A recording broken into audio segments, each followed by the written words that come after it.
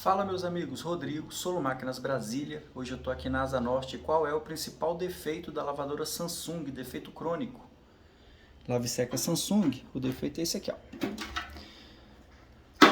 Eixo quebrado. Se eu não me engano, essa daqui é a 100ª máquina que a gente está arrumando.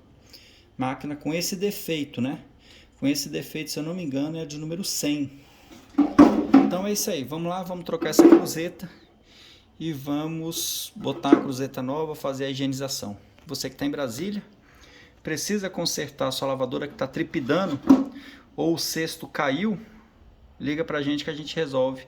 E se você quiser, como aqui nesse serviço, a gente resolve no próprio local, tá bom? Valeu, obrigado e sucesso aí no trabalho de vocês.